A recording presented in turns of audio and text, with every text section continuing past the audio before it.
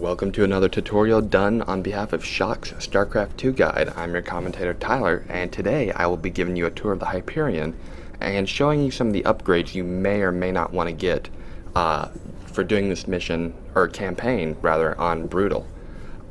First you have your bridge, you know it very well. You can pick missions here, you can talk to Horner, and here you can go back and do previous missions. Now, one thing to bear in mind when doing this on Brutal is you're going to have a lot of research, and it's going to be hard to acquire it on some Brutal missions. On my walkthroughs, I don't really focus on them. If I can pick them up on the way, I will. If not, that's not a big deal. But you can go back and do these missions on casual, normal, or hard, and pick up the research, and it will apply to your continuing campaign. So that should help you focus on the mission. I'm not sure if that's intended, but that is how it works right now. Just make sure you finish up the mission when you're done, and it'll apply. That's pretty much it for the bridge. You obviously know about the starport. Hold on a second. That's good water. You can cycle through missions. You get backstories. You all know about this. Pick your difficulty. And yeah, it's very straightforward. Next, we're going to move to the armory. Now, I am redoing this mission from the complete beginning, so I don't have all the research options available. Later on, when I finish up the campaign, I'll go ahead and give a more comprehensive tour of the upgrades you want to get and not get. But for now, I'll just point out some simple ones and patterns. In the base section, you really want to focus on this because it's one of my favorite places to look. Bunker range isn't exactly a necessity, but it is cheap and it does help a lot. Also, increasing the size of your bunker is never a bad thing. You can fit more people in it, more firepower, and just because you have it doesn't mean you have to use it, and it's very cheap. Doing the campaign on Brutal and Hard, you're going to be attacked by air very often. And I believe the missile turret is actually one of the most underrated things in the entire game. First, let's talk about this upgrade. You gain 75 life, which is about a Marine and a half for 35,000 credits, on top of the fact it already has a huge amount of hit points. And missile turrets only cost 100 minerals in game, so just barely over 2 Marines, and obviously your turret's going to do much better against as anti-air than 2 Marines would. It also doesn't take up supply. You can queue it up by an SCV worker. You can even move it forward, or you can even take missile turrets as a forward attacking platform, like I do on some missions, most notably Welcome to the Jungle. You can use that as an offensive weapon, is what I'm saying, not necessarily only as a defensive weapon. And because I like them so much, and a good portion of the air you're going to be facing will be Mutalisk, I get the Hellstorm batteries.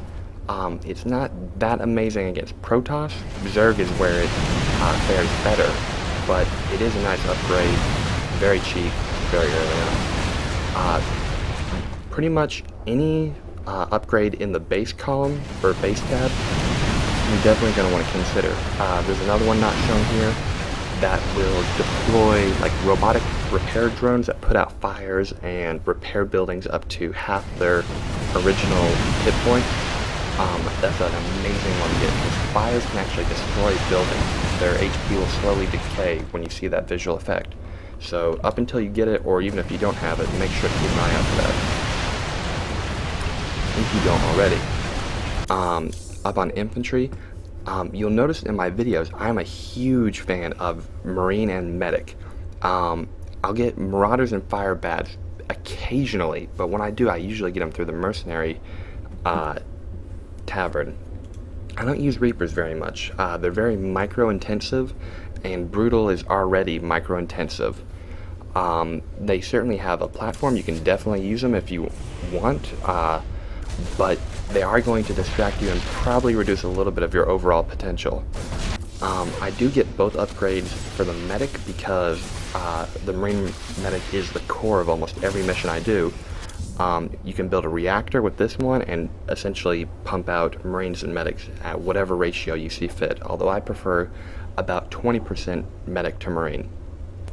This just increases the efficiency of the heal and the time of the heal, so efficiency and time and mana.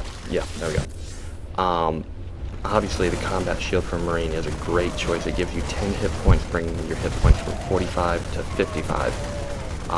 So that's a no-brainer right there. And Stim Pack, if you don't use Stim Pack because you think the 10 hit point cost for it is too much, just getting the combat shield will negate that, and then including medics with your Marines will give you such a huge edge. 50% addition to mobility and fire rate is an amazing thing. Just imagine if your car went from going 30 miles to gallon to 45. That's essentially what you're looking at. It's a huge, huge thing. Definitely worth the 10 hit point cost of it. In vehicles, if you do use the Goliath, and I do occasionally, this multi-locked weapon system is essentially maybe my favorite upgrade in the entire game, because it just becomes you essentially get double your value from any Goliath for the same price after paying a measly, I guess I've been going through saying all these cost 35,000 credits. That seemed very cheap. So they don't all cost 35,000 credits apparently, but they are definitely worth your investment. I do strongly urge you to think about how much you use a unit before you go ahead and get the upgrade. It may seem like these U-238 rounds are a great idea for a Reaper. Excuse me. But if you don't use a Reaper, or if you don't use a Reaper, then it's a complete waste of money. Although I will say a Reaper in a bunker is a very fearsome thing. The Reapers do great damage, but their drawback is they're weak. So if you have the bunker taking the damage for the Reaper doing the damage, you are at a huge advantage. It's a very efficient bunker. Conversely, you could get the Perdition turret, I believe it's called, from